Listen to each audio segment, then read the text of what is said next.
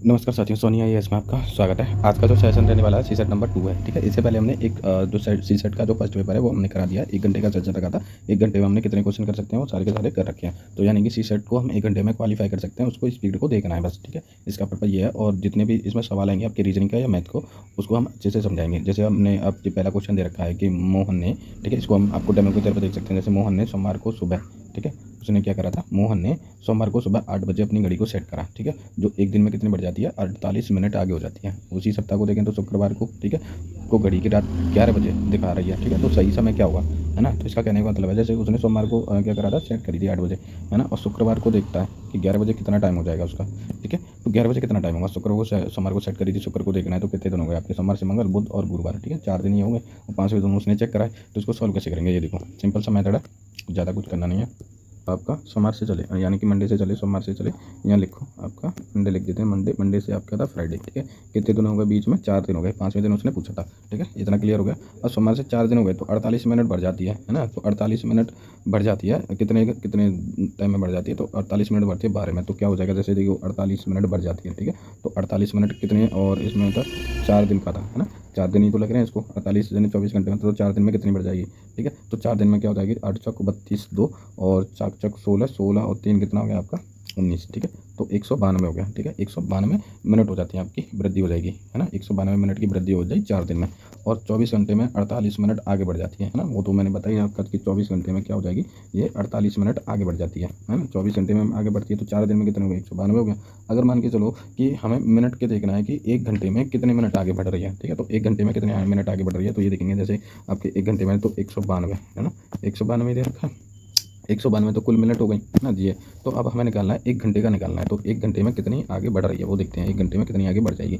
तो कितनी रखी थी आपकी, आपका था 48 था, 48 बढ़ रही है।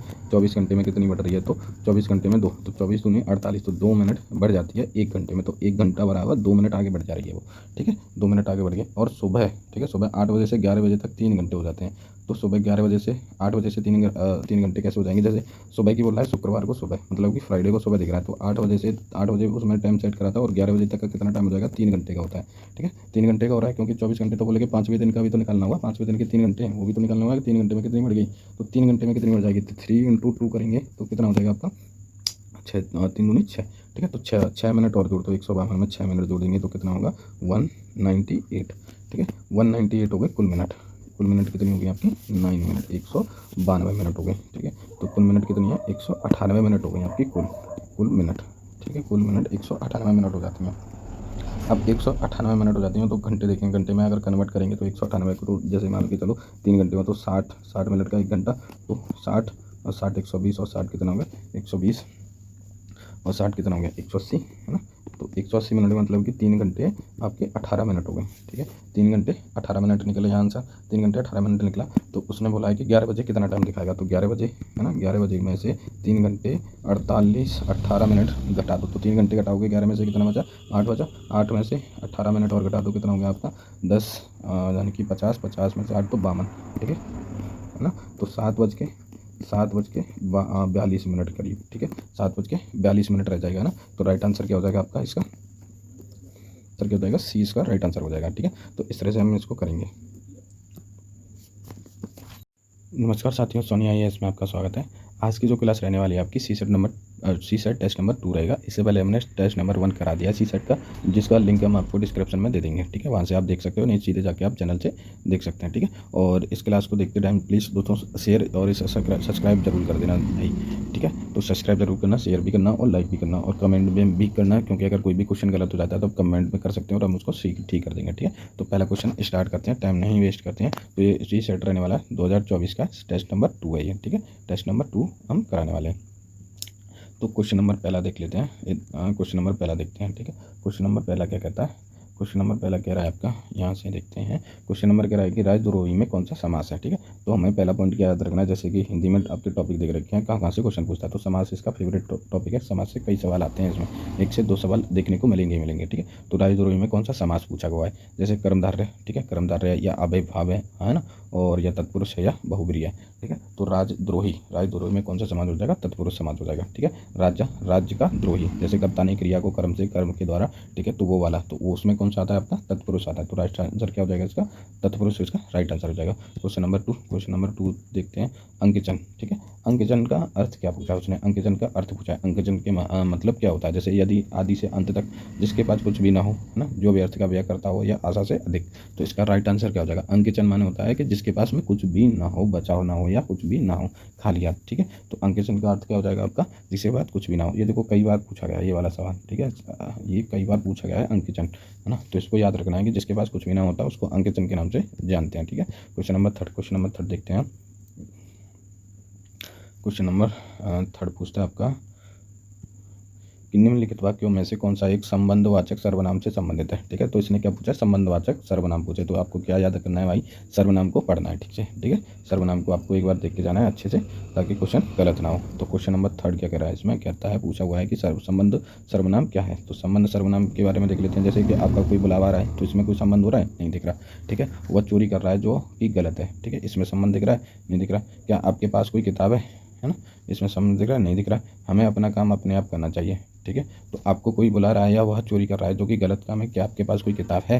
ठीक है, तो किताब का क्या मंत्र हो रहा है कि किस किताब का किससे संबंधित है, आपसे संबंधित हो रहा है। ठीक है, तो इसमें क्या हो जाएगा आपका सी आंसर हो जाएगा कि क्या आपके पास कोई किताब है। किताब का मतलब क्या हो रहा है कि आपके पास है, तो उसका संबंध व्यक्त कर रहा है किताब। ठीक है, तो इसमें राइट आंसर हो जाएगा आपका सी, राइट आंसर हो जाएगा कि आपके पास कोई किताब है। ठीक है, तो संबंधवाचक जो सर्वनाम है आपके पास में कौन सा, आपके पास कोई किताब है, तो सी इसका राइट आंसर हो जाएगा। क्वेश्चन नंबर 4 देखते हैं। क्वेश्चन नंबर 4 क्या कहता है, जैसे अपनी अपनी डफली अपना अपना राख, लोकोक्ति का सही अर्थ क्या है। ठीक है, ये भी कई बार पूछा गया सवाल है, क्वेश्चन है ये। तो इसमें देखते हैं कि अपनी अपनी डफली मतलब कि अपना अपना काम, है ना, अपना कोई काम नियम कायदे से नहीं करना, इसका मतलब ये होता है जैसे अपना काम होता है। ठीक है, तो अपने हिसाब से करते हैं, तो इसमें ऐसे राइट आंसर हो जाएगा इसका डी हो जाएगा। जैसे कोई काम नियम कायदे से न करना, ठीक है, तो उसको कहते हैं अपनी अपनी डफली अपना अपना राग। ये भी कई बार पूछी गई है, तो इसको भी याद रखना है। ठीक है, क्वेश्चन नंबर 5 कह रहा है कि कौन सा वर्ण वतर्स व्यंजन नहीं है। ठीक है, तो इसका राइट आंसर क्या हो जाएगा, इसका राइट आंसर होगा छ।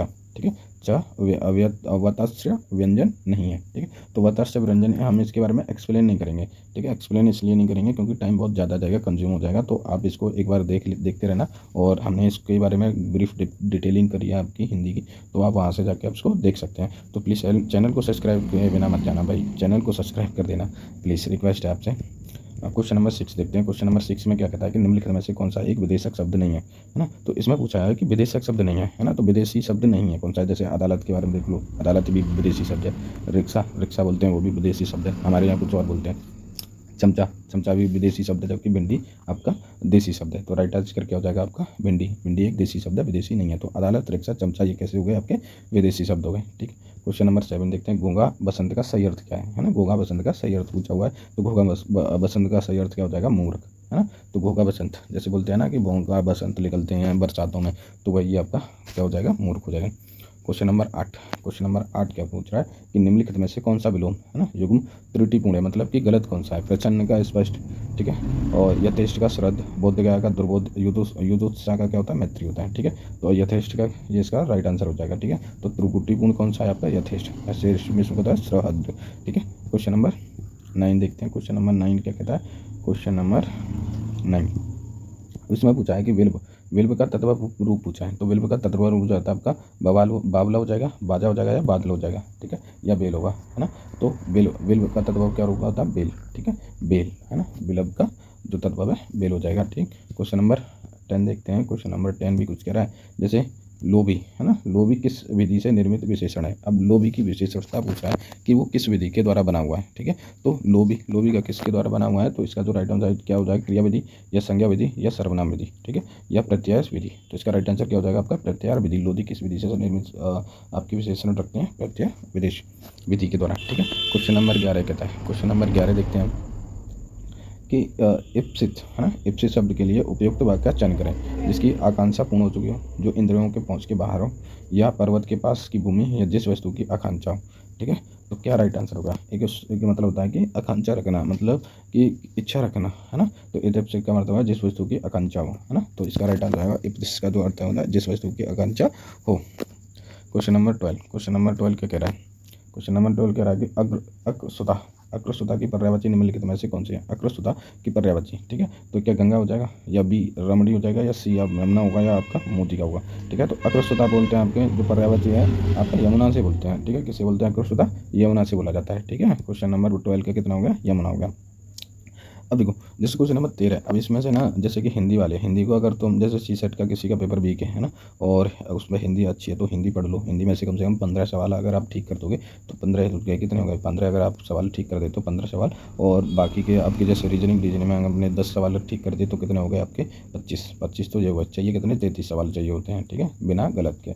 अब बचा कौन कौन सा बचा? देखो अब बचा तुम्हारा मैथ, ठीक है। मैथ में से कम 5 तो कर ही देंगे, ठीक, 1 घंटे के अंदर 5। और आपका है ना, और 5 आप 5 के ये 10 के क्वेश्चन करीब आप किस में से कर दोगे? 10 क्वेश्चन आप कम से कम आपके मैथ में हो जाएंगे। तो टोटल कितने क्वेश्चन हो गए आपके? 35, ठीक है। तो 35 क्वेश्चन, और चाहिए कितने? 33 क्वेश्चन। तो आराम से क्या हो जाएगा? सिलेक्शन हो सकता है। अब इसमें पूछा है कि निम्नलिखित में से विशेषण युग में कौन सा बीमेल है, ठीक है। तैरना तैराक हो गया, निराकरण निराकृत हो गया, भूमि धूम धुंधला, ठीक है, पंगुता का पंगु होता है, ठीक है, लेकिन धूम का धुंधला नहीं होता है। तो राइट आंसर क्या हो जाएगा आपका सी राइट आंसर हो जाएगा। धूम का धुंधला नहीं होता है, जबकि तैरना का तैराक, निराकरण का निराकृत होता है, पंगुता का पंगु होता है। क्वेश्चन नंबर 14 देखें। क्वेश्चन नंबर 14,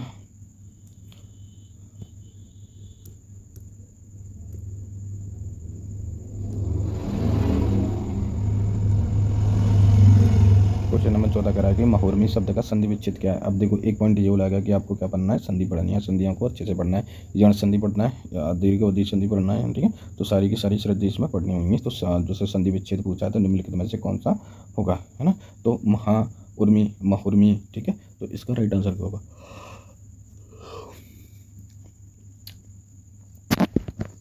इसका राइट आंसर हो जाएगा आपका डी, महा प्लस उर्मी, है ना। तो महुर्मी को क्या कहते हैं? महा प्लस उर्मी, इसका राइट आंसर होगा। क्वेश्चन नंबर 15, क्वेश्चन नंबर 15 देखते हैं कि निम्नलिखित में से कौन में से अशुद्ध वर्तनी का चयन कीजिए, है ना। तो इसमें से अशुद्ध वर्तनी को ढूंढना है। जैसे महत्व सही लिखा हुआ है, कवयित्री होती है तो सही लिखा, अंचलिक, है ना, अंचलिक और उज्ज्वल, है ना। तो क्या राइट आंसर हो जाएगा? बी, 20 का राइट आंसर है कि अंचलिक इसका गलत शुद्ध वर्तनी नहीं है। क्वेश्चन नंबर 16 देखते हैं। क्वेश्चन नंबर 16 क्या कह रहा है कि निम्नलिखित में से क्रिया विशेषण वाक्य की पहचान कीजिए, है ना। तो इसमें से क्रिया विशेषण वाक्य की पहचान करनी है। जैसे दवाई कम मात्रा में खानी चाहिए और हमें कुछ देर खेलना चाहिए। सी आप बाजार से मेरे लिए अच्छे फल लाना, और अच्छा विद्यार्थी गुरु की आज्ञा का पालन करता है, ठीक है। अब पूछ रहा है कि इसमें क्रिया विशेषण क्या है। तो क्रिया विशेषण क्या है कि कुछ देर और खेलना चाहिए, आप बाजार से मेरे लिए अच्छे वो लेके आना, फल लाना है, अच्छा विद्यार्थी गुरु की आज्ञा का पालन करता है, दवाई कम मात्रा में खानी चाहिए, हमें कुछ देर और खेलना चाहिए, ठीक है। तो इस पर क्या हो जाएगा?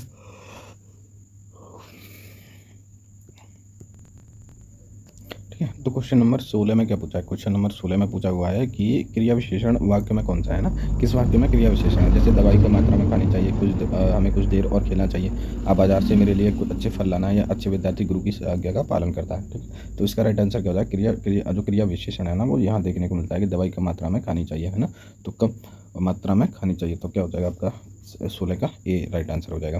क्वेश्चन नंबर 17, क्वेश्चन नंबर 17 देखते हैं कि निम्नलिखित में से अशुद्ध वाक्य है की पहचान कीजिए। अब इसमें से हमें क्या करना है? गलत आंसर को, गलत स्टेटमेंट को छांटना है। तो जैसे मेरे दोस्त ने मुझे अच्छी कवयित्री का नाम बताया था, ठीक है। बी ऑप्शन कह रहा है कि पूजनीय माता का स्वास्थ्य ठीक नहीं रहता, ठीक है। और पुलिस ने चोर को हथकड़ी लगाई और हम प्रभु का ध्यान रखना चाहेंगे, ठीक। तो 17 का क्या हो जाएगा आपका? जैसे मेरे दोस्त ने मुझे अच्छी कवित्री का नाम बताया था, पूजनीय माता का स्वास्थ्य ठीक नहीं रहता, पुलिस ने चोर को हथकड़ी लगाई, या हमें प्रभु का ध्यान रखना चाहिए। तो इसका राइट आंसर क्या हो जाएगा? डी, है ना। तो यहाँ ध्यान रखना चाहिए नहीं होता कि ध्यान करना चाहिए होता है, ठीक है। तो क्वेश्चन नंबर 17 का डी होगा। क्वेश्चन नंबर 18 देखते हैं, सॉरी 21, 18 देखते हैं। जैसे वह तृतीय तीसरी श्रेणी में उत्तीर्ण हुआ, इस वाक्य में तीसरा किस कोटि का विशेषण है, ठीक है। तो तीसरा आपका क्रमवाचक होता है, जैसे क्रम लगाते हैं ना, जैसे प्रथम, द्वितीय और तृतीय, ठीक है। तो ये कौन सा होगा आपका? क्रमवाचक में, ठीक है। क्वेश्चन नंबर 19, क्वेश्चन नंबर 19 देखते हैं कि निम्नलिखित में से तत्सम तद्भव का शुद्ध युग्म क्या है, ठीक है। चक्रवाक चक्रवाक, चवर्ण चिकना, दीपसाल का दीपसलाई, और प्रस्वेद वाने होता है पसीना। तो इसका क्या हो जाएगा? तत्सम तत्व का शुद्ध युग्म पूछा है तो इसका राइट आंसर होगा डी, प्रस्वेदा का होता है पसीना होता है, ठीक है। तो राइट आंसर हो जाएगा प्रस्वेदा का पसीना, इसका सही आंसर होगा। अब देख लेते हैं 20, सिंह चढ़ाना मुहावरे का सही अर्थ निम्नलिखित में से कौन सा है, ठीक है। तो सींग चढ़ाना मुहावरे का अर्थ होता है कि बातों को बढ़ा चढ़ा कर बताना, ठीक है। क्या बताना? बातों को बढ़ा चढ़ा कर बताना। जैसे गाँव में बोलते हैं ना, चना के पेड़ पर चढ़ा रहा है, तो वही वाला है कि सींग चढ़ाना मतलब बातों को बढ़ा चढ़ा कर बोलना, ठीक है, तारीफ करना। तो सींगों पर चढ़ाना, ठीक है। तो राइट आंसर क्या हो जाएगा आपका? बातों को बढ़ा चढ़ा कर कहना इसका सही आंसर होता है। क्वेश्चन नंबर 21 देखते हैं। अब इसमें आ जाता है आपका पैराग्राफ, ठीक है। पैराग्राफ में से कम आपके 4 क्वेश्चन तो आने ही आने हैं। अब 4 क्वेश्चनों को आप किस तरह से करोगे तो वो आपके हाथ में है। जैसे कि अब मान के चलो कि 21 से 25 है ना, तो 4 क्वेश्चन। अब इसमें से पहले हमें क्या करना पड़ेगा? सबसे पहले जो पैराग्राफ है उसको पढ़ते हैं। तो पैराग्राफ को हमें ठीक से पढ़ना है, ठीक है। तो यहाँ से पढ़ना स्टार्ट करते हैं। अधोलिखित गद्यांश को ध्यान से पढ़िए तथा प्रश्न 21 से 25 के उत्तर इस गद्यांश के आधार पर दीजिए, ठीक है। मनुष्य के स्वभाव से ही उसके व्यक्ति का निर्धारण होता है, यानी कि मनुष्य का जो स्वभाव होता है ना, उससे ही उस व्यक्ति का निर्धारण होता है कि वो किस प्रकार का इंसान बन सकता है। जिस व्यक्ति का जो स्वभाव अच्छा होता है वह लगभग सभी का प्रिय बन जाता है तथा माना जाता है कि अच्छे कर्म करने की आदत होने पर स्वभाव में सरलता स्वयं आ जाती है। मनुष्य की प्रकृति द्वारा यह शरीर प्राप्त हुआ है, मतलब मनुष्य को प्राकृतिक द्वारा यह मनुष्य जो आपका शरीर है वो प्राप्त होता है। वहीं इसी शरीर में मन वास करता है। यही मन मनुष्य के स्वभाव को संचालित इत्यादि मन की जो विशेषताएं उनको संचालित तथा कहते हैं कि मन जितना सुंदर होगा मनुष्य का स्वभाव भी उतना ही आकर्षक होगा। यही मन यदि नियंत्रण में हो तो स्वभाव में कोई प्रकार की विकृति आ सकती है। तो ये हमने पढ़ लिया पैराग्राफ। अब इसके क्वेश्चन देखते हैं, क्वेश्चन किस हिसाब से बने हुए हैं। अब देखो क्वेश्चन नंबर 21 से स्टार्ट करते हैं। क्वेश्चन नंबर 21 को देखते हैं। जैसे मनुष्य के व्यक्ति का निर्धारण निम्नलिखित में से कौन करता है ना। तो इसमें पहले आपका पेपर में दे रखा है कि व्यक्ति का निर्धारण निम्न में से कौन कर सकता है? आपका व्यक्ति का स्वभाव, ठीक है। तो उसका मनुष्य का व्यक्तित्व निर्धारण कर सकता है कौन? आपका व्यक्ति का स्वभाव, ठीक है। राइट आंसर इसका भी होगा। क्वेश्चन नंबर 22 क्वेश्चन नंबर 22 रखा है। यदि किसी व्यक्ति के स्वभाव में सरलता कैसे आती है। अगर उसने पूछा कि अगर किसी व्यक्ति के स्वभाव में सरलता कैसे आती है, ठीक है। तो अच्छा सोचने विचारने से, अच्छी किताबें पढ़ने से, अच्छे काम करने की आदत से, अच्छे दोस्तों से बातचीत करना, ठीक है। तो इसका क्या राइट आंसर हो जाएगा बताओ? जल्दी से किसी व्यक्ति के स्वभाव को सरलता से कैसे आती है? जैसे अच्छा सपने विचार से, अच्छी किताबें पढ़ने से, अच्छे कर्म की आदत से, अच्छे दोस्तों से बातचीत करने से, ठीक है। तो मुझे लगता है सी इसका राइट आंसर हो जाएगा, है ना। क्वेश्चन नंबर 23, क्वेश्चन नंबर 23,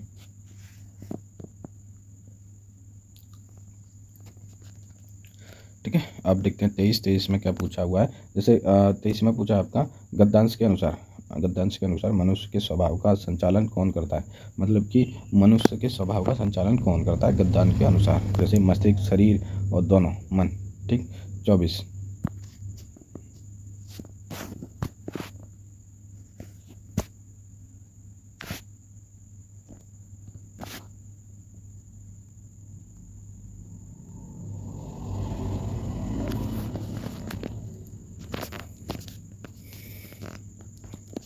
मन, ठीक है। मन जो आपका पैराग्राफ में दे रखा है मन, तो आंसर क्या होगा? मन ही होगा, क्योंकि जो यूपीएससी है वो इसी आंसर को मानती है। क्वेश्चन नंबर 24 देखते हैं। मनुष्य अपनी सफलता, ठीक है, मनुष्य अपनी सफलता को कैसे बढ़ा सकता है? ये आपका कोचिंग है। जैसे दिमाग विकसित करके, है ना, स्वभाव में परिवर्तन करके, किताबों का अध्ययन करके, या व्यक्तिगत का विकास करके। तो इसका राइट आंसर क्या हो जाएगा आपका? स्वभाव में परिवर्तन करने के बाद, ठीक है। क्या? स्वभाव में परिवर्तन करने के बाद। अब क्वेश्चन नंबर 25 क्या कह रहा है कि निरंतर प्रयास के बराबर ना असफलता ही मिलने पर मनुष्य को क्या करना चाहिए, ठीक है। तो जैसे निरंतर प्रयास के बावजूद असफलता के मिलने पर मनुष्य को क्या करना चाहिए? हार मानकर बैठ जाना चाहिए, उद्देश्य बदलना चाहिए, है ना, उद्देश्य बदलना चाहिए, उसी स्वभाव से लगे रहना चाहिए, स्वभाव बदल कर लगे रहना चाहिए, ठीक है। तो राइट आंसर क्या हो जाएगा इसका? उसी स्वभाव से लगे रहिए, इसका राइट आंसर होगा।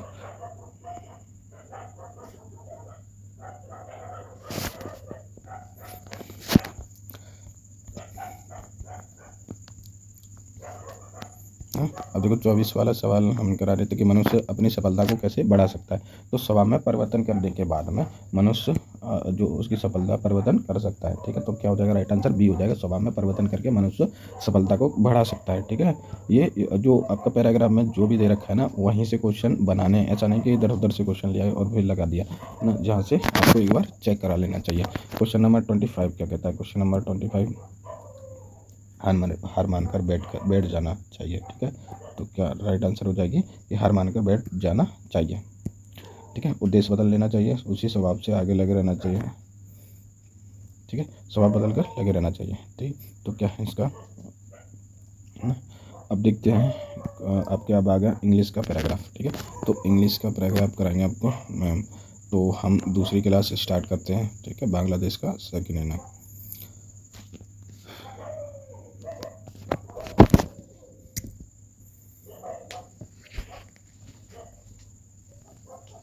बाकी ये वाले सवाल हो गए, हिंदी के सारे सारे क्वेश्चन हो गए हैं। तो अब बताइए आपका इंग्लिश का रहेगा, तो इसको हम करेंगे बाद में, क्योंकि इसमें लगने वाला है टाइम। तो हमें टाइम को खर्च न करते हुए क्या करना है, रीजनिंग को सॉल्व करना है। ठीक है, ये आपके संप्रेषण आते हैं। संप्रेषण में क्या होता है, संप्रेषण में आप कम से कम सारे के अगर 20 संप्रेषण आते हैं, कम से कम हम 18 और 17 तो कर ही सकते हैं, जो मैं आपको सिंपल मेथड बताने जाऊँगा। ठीक है, तो पहला जैसे 41 क्वेश्चन करा है, क्वेश्चन नंबर 41 क्या पूछा हुआ है, हमने हिंदी वाले छोड़ दिए, इंग्लिश वाले करेंगे। जैसे विकल्प का चयन करें, तर्कसंगत निर्णय लेने की प्रक्रिया के सबसे अच्छा प्रतिनिधित्व करता है। जैसे किसी एक कारक पर विचार किए बिना यादृच्छिक रूप से चयन करना। ठीक, दूसरा पक्ष का विश्लेषण करना, विकल्पों का मूल्यांकन करना और एक सूची विकल्पित करना। ठीक है, तो इसका राइट आंसर यही हो जाएगा, बी इसका राइट आंसर। जैसे व्यक्ति के सबसे पहले पूछते हैं, उनकी सलाह का पालन करना चाहिए, कैसे करेंगे, है ही नहीं। किसी बिना किसी तार्किकता के केवल अंतर्विज्ञान के आधार पर ही निर्णय लेना है। ठीक है, अब देखते हैं क्वेश्चन नंबर 42। क्वेश्चन नंबर 42 बोलता है, जैसे निम्नलिखित परिदृश्य में सबसे प्रभावी समस्या समाधान दृष्टिकोण की पहचान कीजिए। जैसे आप एक टीम प्रोजेक्ट पर काम कर रहे हैं, है ना, और प्रोजेक्ट पर आगे बढ़ने का सर्वोत्तम तरीके को लेकर टीम के सदस्यों के बीच असहमति बनी हुई है ना, और कुछ सदस्य एक रणनीति को पसंद करते हैं, जबकि अन्य सदस्य एक विभिन्न दृष्टिकोण का समर्थन करते हैं ना। दो टीम हो गई हैं, दोनों आपस में अपोजिट हो चल रही हैं। ठीक है, किसी स्थिति समस्या का समाधान का सबसे उपयुक्त तरीका क्या है। ठीक है, तो यही है। अब देखो, आप प्रोजेक्ट टीम का क्या कर रहे हैं, काम कर रहे हैं, कोई प्रोजेक्ट टीम नाम का प्रोजेक्ट है जिस पर आप काम करते हैं। समस्या समाधान दृष्टिकोण की पहचान कीजिए। जैसे आप एक टीम प्रोजेक्ट पर काम कर रहे हैं, प्रोजेक्ट पर आगे बढ़ने के सर्वोत्तम तरीका को लेकर टीम के सदस्यों के बीच असहमति बनी हुई है। कुछ सदस्य एक रणनीति को पसंद करते हैं, जबकि अन्य सदस्य एक विभिन्न दृष्टिकोण का समर्थन करते हैं। इसी स्थिति में समस्या समाधान का सबसे उपयुक्त तरीका क्या होगा। ठीक है, तो इस समस्या में क्या करना है, पता करना है। जैसे पहला, पसंदीदा रणनीति पर वोट, टीम लीडर द्वारा सुनाई गई रणनीति का चयन करना। ठीक, और सी होता है आपका खुलकर चर्चा करें और प्रत्येक परिप्रेक्ष्य में विस्तार करेंगे और सहयोगात्मक रूप से सर्वोत्तम रणनीति पर निर्णय लेंगे। तो इसका राइट आंसर क्या हो जाएगा, सी इसका राइट आंसर हो जाएगा। ठीक है, क्वेश्चन नंबर 47। क्वेश्चन नंबर 47 देखते हैं। जैसे डैश का GBVE है, ठीक है, तो फिश का क्या हो जाएगा। जैसे अब डैश का पूछ लिया तो कैसे लिखेंगे। ठीक है, तो फिश को किस तरह से लिखेंगे। अब इसमें से देखते हैं कि इसमें क्या मेथड लग रहा है। जैसे कि जी से कितना आ गया है आपका, जी से आगे लगाएंगे तो +3 हो जाएगा। ठीक है, तो क्या हो जाएगा आपका +3 D हो गया, आपका G आ गया, है ना। E से B देखेंगे तो E से B देखना है तो कितना हो जाता है वो DCB। ठीक है, तो -3 ये पीछे भी जा रहा है। ठीक है, -3 +3 आगे बढ़ रहा है और -3 अब पीछे जा रहा है। जैसे S से देखेंगे, V का देखते हैं तो कितना होता है 1 3 TUV आता है तो 3, है ना, प्लस का 3 हो गया, प्लस का 3 कर दिया। अब देखते हैं H, है ना, H का अगर देखेंगे माइनस करेंगे तो H का माइनस क्या होगा, E हो जाएगा, है ना, E हो जाएगा ना, बैक जाएंगे तो E इसका हो जाएगा, तो माइनस का 3।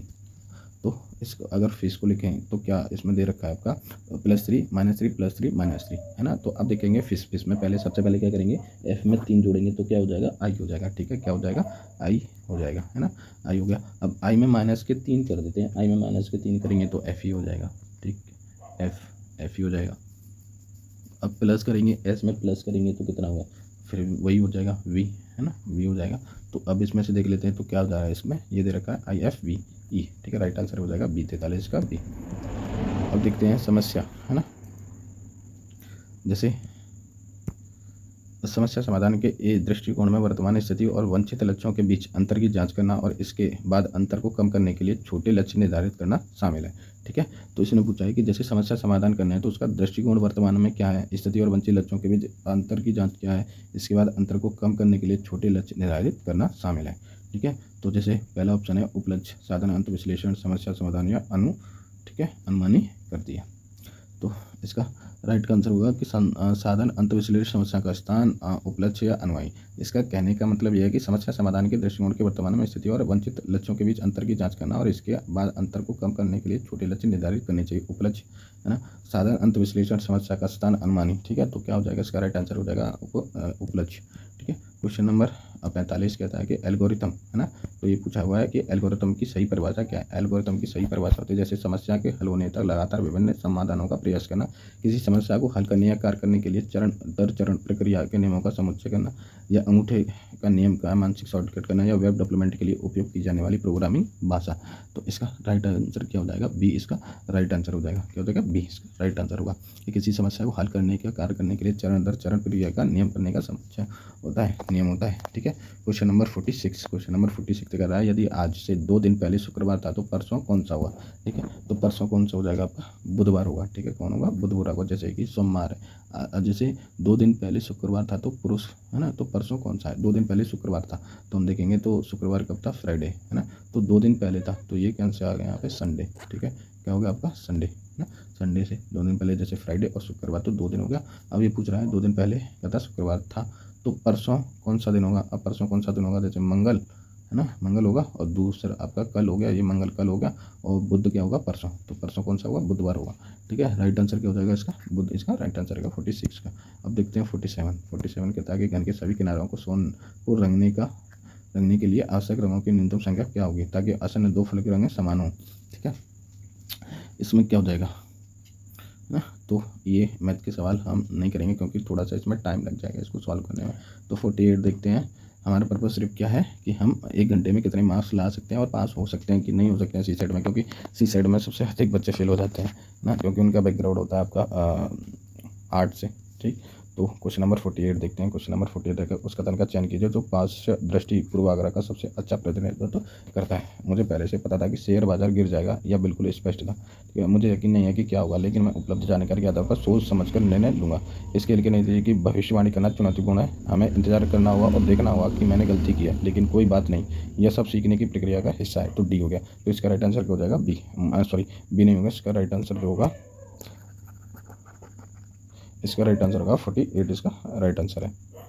क्वेश्चन नंबर 49 कह रहा है कि उस स्थिति को पहचानिए जो मानसिक वृत्ति की अवधारणा को सबसे अच्छी तरह से दर्शाती है। मतलब मानसिक वृत्ति की अवधारणा को सबसे अच्छी तरह कौन दर्शाता है। ठीक है, सारा एक जगसा पहेली पर काम कर रही है और उसे यह चुनौतीपूर्ण लगता है, इसलिए वह एक ब्रेक लेती है ना। मतलब कि क्वेश्चन है कि उस स्थिति को पहचानिए जो मानसिक वृत्ति की, मतलब मानसिक क्षमता के बारे में जानना चाह रहे हैं कि मानसिक क्षमता किस प्रकार की है ना। तो पहला इसमें दे रखा है जैसे सारा एक जिक्सॉ पहेली पर काम कर रही है और उसे एक यह चुनौतीपूर्ण लगता है कि इसलिए कि एक ब्रेक लेती है और एक नए दृष्टिकोण के साथ फिर से शुरू हो जाती है ना। बी, जॉन गणित की एक समस्या को हल करने के लिए प्रयास कर रहा है ना, और क्या कर रहा है, का उपयोग करता है जो कि काम नहीं कर रहा है। मैरी के सामने एक, ठीक है, मैरी के सामने जैसे कि ये इधर का आपका स्टेटमेंट है सी, है ना। सी स्टेटमेंट कर रहा है कि मैरी के सामने एक नई प्रकार की क्रॉसवर्ड पहेली आती है और इसे हल करने के लिए वह तुरंत अपनी समस्या समाधान का रणनीतिक अपनाती है। ठीक है, क्वेश्चन नंबर डी कह रहा है कि डेविड को एक जटिल निर्णय का सामना करना पड़ रहा है और कोई भी विकल्प चुनने से पहले, है ना, डेविड को एक जटिल निर्णय का सामना करना पड़ेगा और कोई भी विकल्प चुनने की, है ना, क्या है, चुनने से पहले सावधानीपूर्ण सभी बच्चों को और विपक्षों को रखना होता है। क्वेश्चन नंबर 50 के राइटिंग निम्नलिखित में से अंग्रेजी शब्दों के अनुसार व्यवस्थित करने के बाद दूसरा शब्द कौन सा बनेगा, है ना। तो दूसरा शब्द बन जाएगा आपका सी। ठीक, तो सी इसका राइट आंसर होगा। अब 51 देखते हैं कि सिमुलेशनली शब्द अक्षरों का उपयोग करके निम्नलिखित में से कौन सा शब्द बनाया जा सकता है। स्टिमुलस और सिमुलेशन और स्टेम। ठीक है, तो इसका क्या अर्थ हो जाएगा, है ना। 58 क्या है, सिमुलेशन इसका राइट आंसर हो रहा है।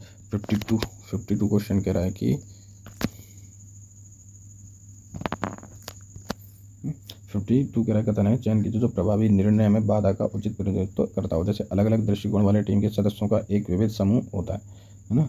और अल्पकालिक और दीर्घकालिक दोनों परिणामों पर विचार करना, केवल व्यक्तिगत पूर्वाग्रह और अंतर्जात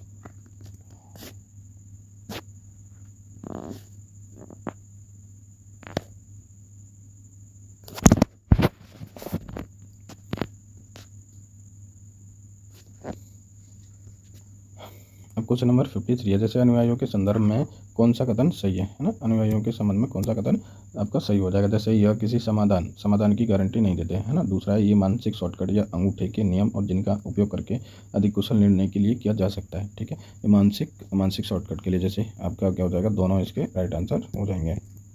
क्वेश्चन नंबर 54 निम्नलिखित में से बेमेल का चयन कीजिए। अब इसमें से बेमेल देखना है 15 नवंबर, 12 जनवरी, 10 दिसंबर और 9 मई। ठीक है। तो क्या हो जाएगा आपका ए इसका राइट आंसर होगा। 15 नवंबर पर कोई भी खेल नहीं मनाया जाता। क्वेश्चन नंबर 55, हमेशा पहले है ना, हमेशा वह संभवतः किस प्रकार की संज्ञानात्मक रणनीति का प्रयोग कर रहा है, जैसे निगमनात्मक तर्क, एल्गोरिथम, दृष्टिकोण, अनुमानी, है ना, आलोचनात्मक सोच। इसका राइट आंसर हो जाएगा, है ना, एल्गोरिथम दृष्टिकोण इसका राइट आंसर होने वाला है।